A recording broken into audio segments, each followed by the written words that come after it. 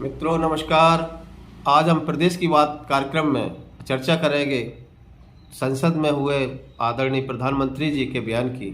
साथ में चर्चा करेंगे आम आदमी पार्टी की और प्रदेश की बात में प्रदेश के कुछ बातों को भी रखेंगे।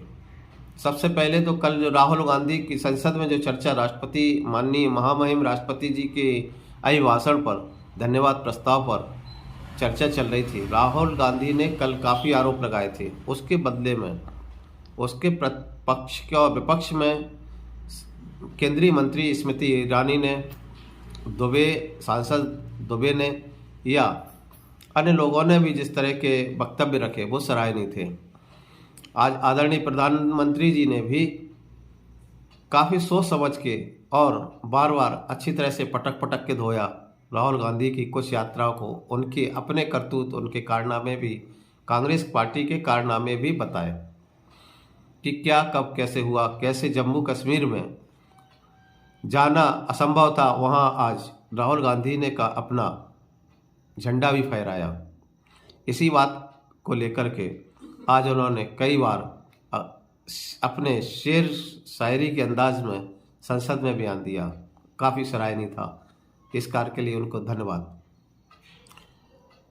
राहुल गांधी ने कल संसद में जब भाषण दिया था तो अपने भाषण में, अपना पूर्ण भाषण में कम से कम 36 से 40 मिनट का जो भाषण था उनका अदानी और मोदी को ही लेकर के होता रहा। अदानी ने क्या किया, अदानी को कैसे मिल जाता है, क्या है, लेकिन वो ये भूल जाते हैं कि उनके राज्यों में भी अदानी समूह का इन्वेस्टमेंट है। तो वो ये चीज़ को भूल जाते हैं। वो मोदी का अदानी के साथ फ़ोटो लेने के साथ साथ ये भूल गए कि उनके पार्टी के मुख्यमंत्रियों की भी अदानी के साथ की फ़ोटो भी है। इसी को लेकर के आज बयानबाजी होती रही।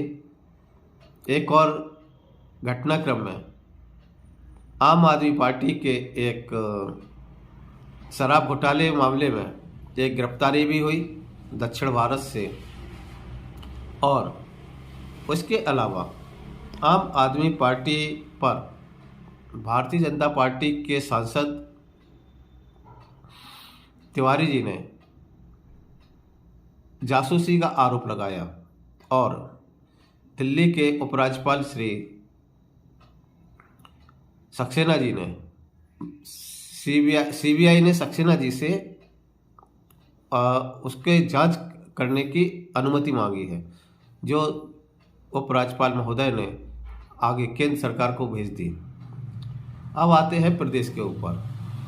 प्रदेश में भारतीय जनता पार्टी और कांग्रेस की नींद उड़ गई है, क्योंकि आम आदमी पार्टी ने भी अपने आप को यहाँ स्थापित करने की एक जगह बनाई है और डिक्लेयर किया है कि सभी 250 सीटों पर, जितनी भी सीटें हैं सभी पर आम आदमी पार्टी अपने प्रत्याशी उतारेगी।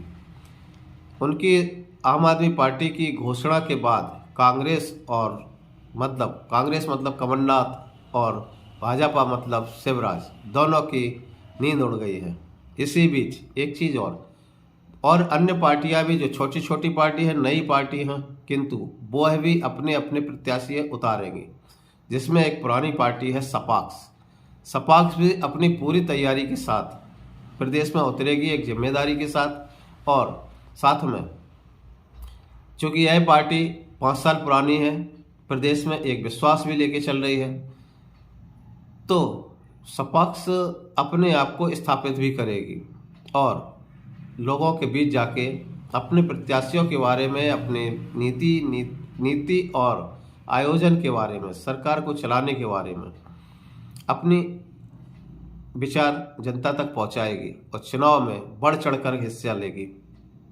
प्रदेश की बात करें तो मैं एक चीज़ अवश्य देख रहा हूं, प्रदेश की सरकार कई मामलों में विफल रही है, चाहे वो सड़क निर्माण में हो या भ्रष्टाचार के मामले में।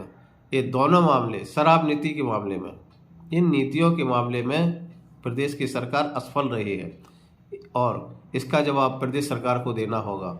वहीं कांग्रेस पार्टी ने पिछले 15 महीने में जब अपना कार्य, जनता ने उनको सत्ता दी थी, तो 15 महीने का कार्यकाल की भी उनको जवाब देना होगा।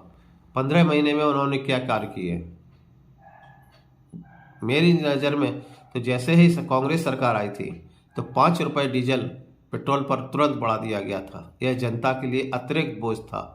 जो कांग्रेस सरकार कहते थी, कांग्रेस पार्टी कहती थी कि हम जनता को सहूलियत देंगे, आते ही साथ उन्होंने 5 रुपये पेट्रोल पर बढ़ा दिया, डीजल पर बढ़ा दिया।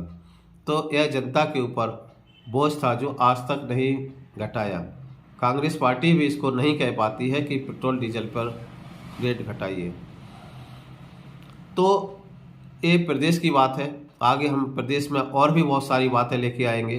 कुछ नई पार्टी आ रही हैं, जो पार्टी आ रही हैं हम उनके अध्यक्षों का, उनके प्रवक्ताओं का भी आपके सामने इंटरव्यू भी रखेंगे ताकि उनके विचार आप तक पहुंच सके। मेरा यह बहुत प्रयास रहेगा।